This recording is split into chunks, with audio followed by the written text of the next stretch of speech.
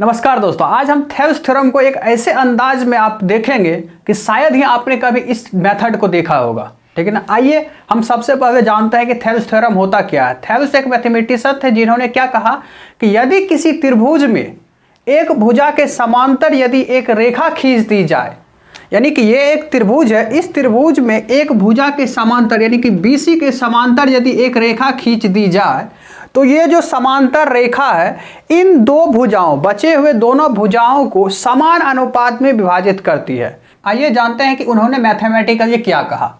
उसने कहा कि यदि इफ DE पैरेलल होगा BC के तो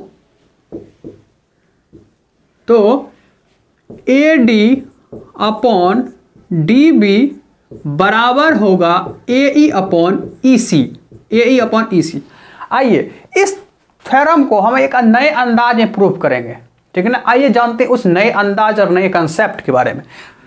सबसे पहले तो ये जान लीजिए कि ये दोनों पैरेलल है, तो पैरेलल है तो संगत कोण बराबर होते हैं, ये आप जानते भी होंगे। तो ये मान लो अल्फा है तो ये भी अल्फा होगा, और ये भी संगत कोण है तो ये यदि बीटा है तो ये भी बीटा होगा। अब इस चीज़ों को हम समझने के लिए जो है ना, एक चीज़ छोटे से ट्रायंगल को इधर बना लेते हैं समझने के लिए। अल्फा और ये हो गया बीटा, ये बड़े ट्रायंगल का है, जो ये है A, ये है B और ये है C, ये ADE है। ठीक है ना।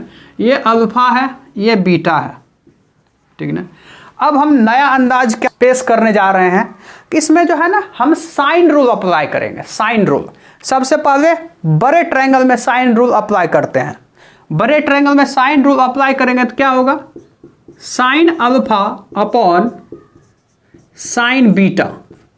Sine alpha upon sine beta जो क्या कहता है साइन रूल, अल्फा के सामने की भुजा AB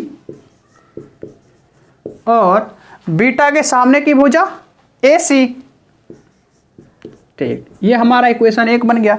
अब दूसरे में आइए, इस छोटे से ट्रायंगल में, इसमें क्या होगा, sine alpha upon sine beta, यानी कि अल्फा के सामने की भुजा AD और बीटा के सामने की भुजा AE। ये हो गया इक्वेशन 2। ठीक है ना।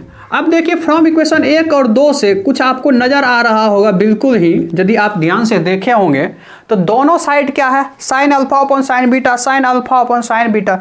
यदि लेफ्ट साइड बराबर है तो राइट साइड भी बराबर ही होगा, आप जानते हैं ये मैथमेटिकली। 1 और 2 से क्या होगा, AB अपॉन AC बराबर AD upon AE, AD upon AE। अब देखिए हम इसको क्या करेंगे, AC को इधर और AD को इधर ले आते हैं। ठीक है ना। AB अपॉन AD बराबर AC अपॉन AE, ये मिल गया। ठीक है ना। अब इसमें क्या करेंगे, हम अपने मंजिल की ओर पहुंचने के लिए हमें क्या चाहिए, AD अपॉन DB चाहिए। ठीक है ना। तो हम इसमें से -1 कर देंगे। ठीक है ना। तो AB minus AD upon AD बराबर क्या होगा, AC minus AE upon AE। अब यहां पर बहुत ही ध्यान से देखिएगा, हम यहां पर क्या कर रहे हैं कि AB में से AD घटा रहे हैं। अब इस ट्रायंगल में देखिए, ये बड़ा सा हुआ AB, इतना बड़ा, और AD हुआ इतना सा। तो यदि हम इतना पार्ट को काट देंगे, माइनस कर दिए AB में से, तो बचा क्या, ये छोटा सा पार्ट। ये छोटा सा पार्ट क्या है, DB। तो AB में से AD यदि घटा देंगे तो हमें क्या मिलेगा, DB अपॉन AD बराबर। अब उसी तरह इधर देखिए, उसी तरह पूरा है AC, उसमें से हम घटा दिए AE, तो बचा क्या, ये पार्ट हट गया, तो बचा क्या, ये वाला पार्ट। तो ये पार्ट क्या है, EC अपॉन AE। अब इन दोनों को क्या करेंगे, पलट दो, AD अपॉन DB बराबर हो गया AE अपॉन EC। हमारा थ्योरम प्रूव्ड हो गया।